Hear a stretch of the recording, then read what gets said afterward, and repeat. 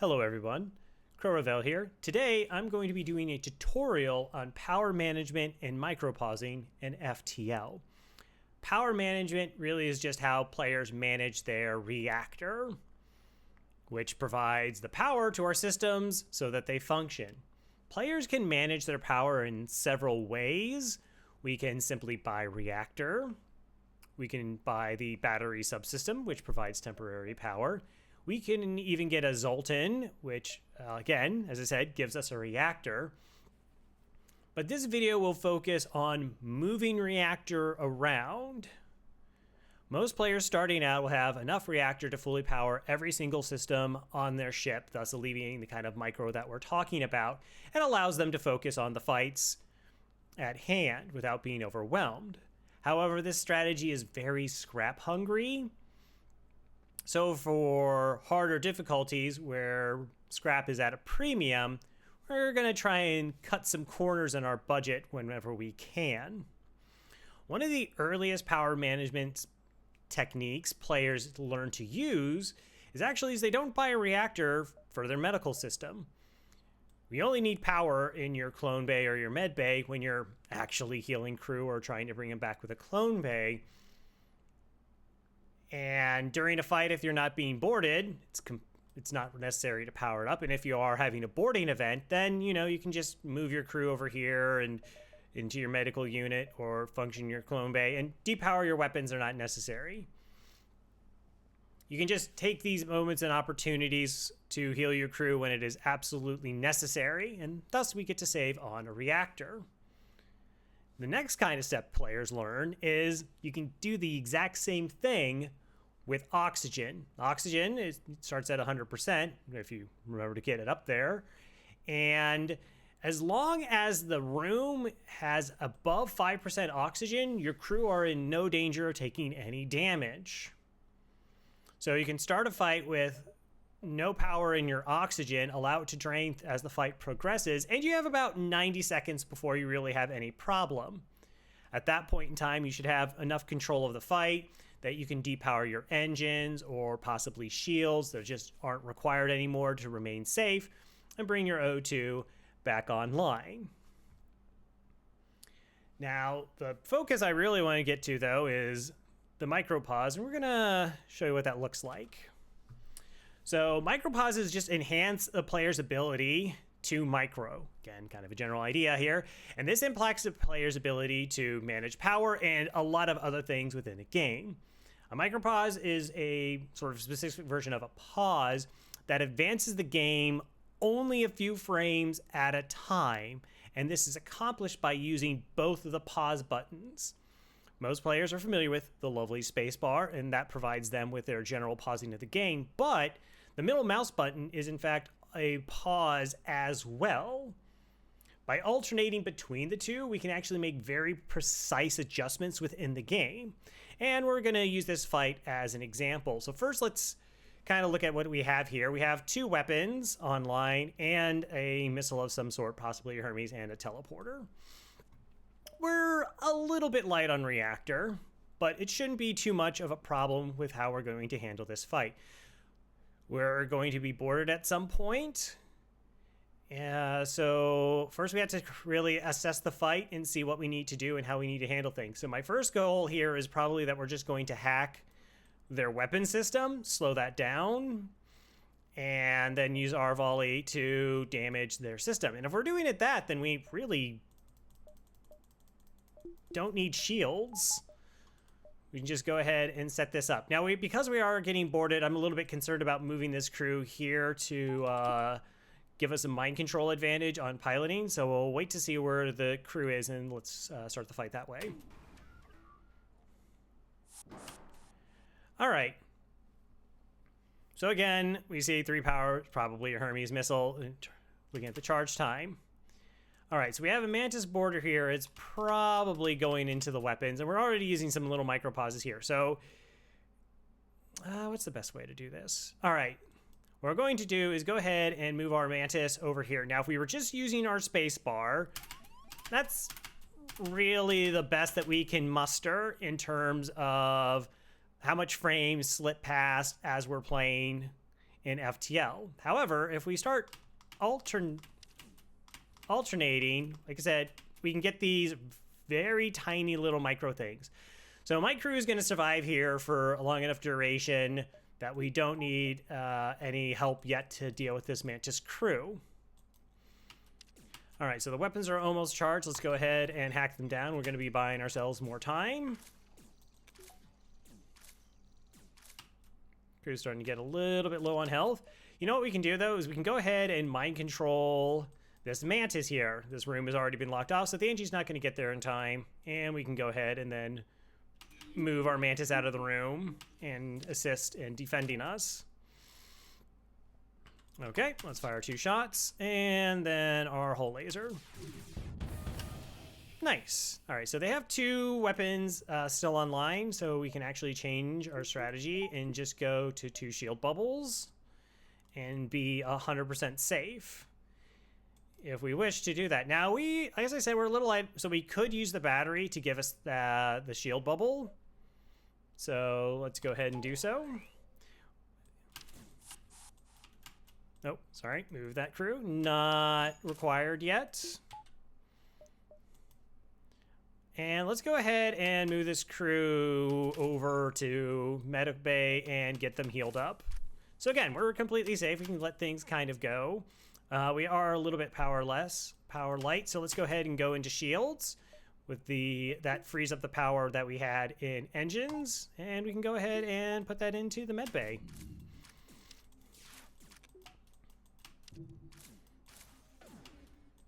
All right, so our next volley is not going to miss at all because they have no piloting. The ion stunner is a little bit annoying. It's going to freeze our Zoltan here, but that's okay for now. All right, so now we have this room has been fully disabled with outside of 1 projectile. So now we only need 1 shield online. So we can go ahead and make those adjustments on our vessel. And everything is completely fine. We move some crew around, and now we can probably take an opportunity here to maybe try and get a crew kill. Let's let the NG die, since it's the thing that's going to do repairs. And now we can go ahead and we could let the Mantis in, but the door's already sustained multiple hits. So we're going to let the Mantis bust the door down and then go through. Now, this is pretty straightforward. We weren't really much in danger of the fight. Let's see if we can find another one after this. So actually, I'm not going to go for the crew kill here. It'd be very easy to get it. I mean, we could just destroy the O2, and the Mantis has no chance of being able to repair it.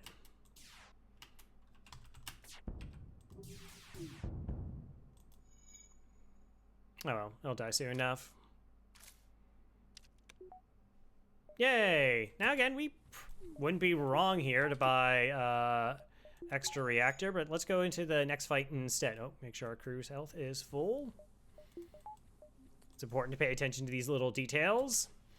So we didn't run our med bay for a long period of time. We didn't run our O2. We even turned off our shields for a duration of the fight, and there really wasn't any issue with how our ship was able to function.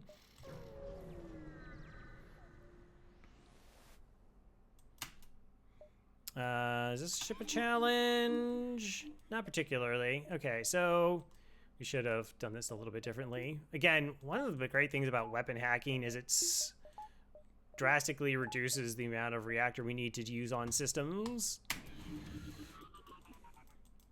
We can kind of do the same thing. So one of the things I really wanted to showcase is how we can do this power swap with the weapons. So I'm actually going to let their weapons fire just to kind of showcase what that looks like.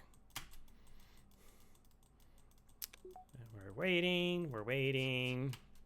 All right, so the 2 shots isn't a bit dangerous to us, so we can just let those happen.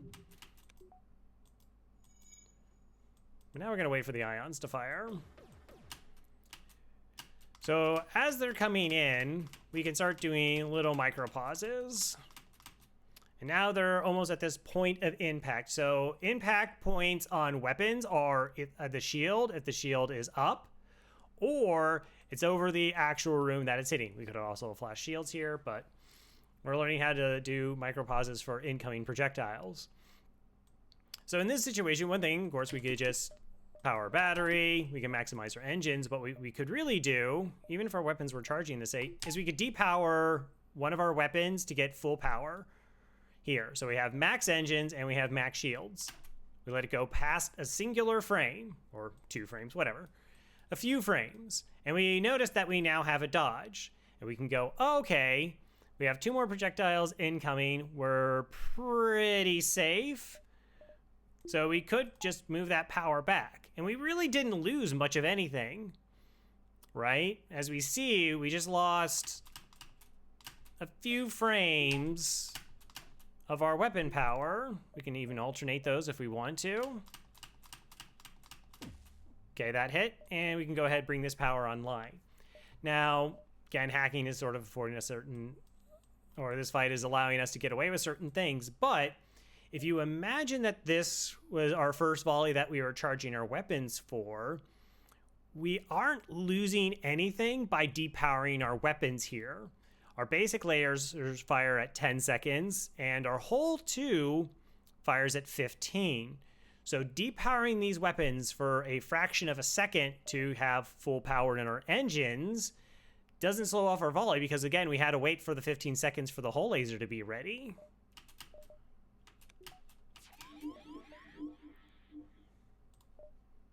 Stop that. Actually, if you went in there, we could have got that shield back online too. Same principle again. Shots are coming in, and I guess we can just take basic. So once our shield, the ion screws this up. So like once our shield has been hit in this situation, we know that this volley is 2 projectiles, so the second shield coming online is irrelevant, and we could actually depower our shield and put that power back into the weapons. So that way we still have our max dodge and weapons charging. Oh, that's not good. Mostly because we haven't, done anything helpful in this fight to enable us to win. Anyways.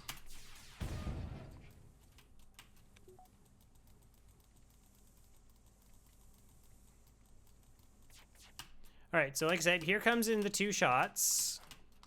Now, we are completely safe, but just for demonstration purposes, we can, all right, let's pretend like the battery's not there. We could, oh, good job, depower these 2 systems to maximize our engines. Shield bubble goes down, that power we go ahead and put back into our weapons. So again, we still have max dodge for any future incoming shots. And then once the volley is over, we depower the engines and put that power right back into shields. And that's essentially the juggling that you can do so that you can run 2 reactor more so below. So we're not going to have reactor dedicated to our med bay. We're not going to have a reactor dedicated to our O2. And we can even run 2 reactor light in our weapons in this scenario. If you add a battery to that, you can actually run closer to 6 reactor light, which means we can have like 6 reactor, even at the bare minimum. You're looking at about, let's see, 60 plus 50, like 110 to 130 scrap or so more available to you as a player because you didn't spend it on getting reactor. Of course, the battery also cost us money. And that's a pretty sizable amount of scrap, particularly early in the game. Another thing we didn't talk about is we can actually run the Zoltan over here.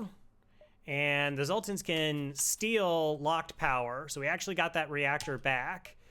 This isn't a particular good ship to exploit this, but several ships do have very close things like the mind control, hacking, or cloaking systems, which generally lock power. Teleporter does this as well. And you can just run the Zoltan through those rooms, getting back that reactor. So we stole the 1 reactor from here, and then we can just put it into our oxygen. It essentially allows the Zoltan to provide 2, even 3 reactor for our ship. All right, so see, we can go ahead, power this, and then immediately just steal that reactor back.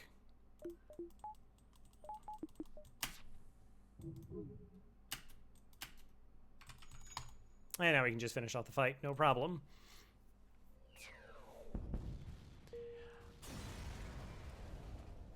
Yay. So this kind of managing of power takes a little bit of time to get used to, and also micropausing. Again, like I said, if we show like a space bar is kind of clunky, but generally when I want to do that kind of micropausing, I'll hit pause with I'll do a space bar, move the crew wherever I want, and then we can just start alternating between the two. And then, like I said, we can move our power around and then move it back and lose very little charge time on weapons while still having maximized shields and engines for the duration of the fight. And then we have all this opportunity after the fight to go ahead and heal up crew or bring oxygen back online. So that's pretty much everything in terms of what it looks like to micro reactor, a lot of reactor, like a little where I'm generally going to be moving power from what systems to others, how we can kind of sometimes steal it with Zoltans. It is, I should actually add a careful note, you have to be a little bit careful with Zoltans, not just because they can accidentally depower rooms, but Zoltans are not as movable. So in trying to estimate how much reactor you have on your ship, you have to recall that the Zoltan is not an instantly transferable amount of power.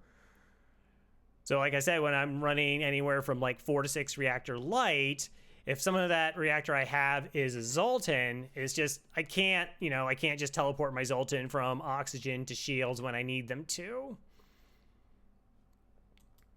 But if you give it a little bit of practice, you can get used to the micropauses. And once you are better at dealing with FTL and how often it can throw a lot of you during a fight scenario, these two skill sets together will provide you with, like I said, a lot more scrap, because you're just not going to be as tied down by needing to buy reactor, and a lot more precise in the microing that you do in a game.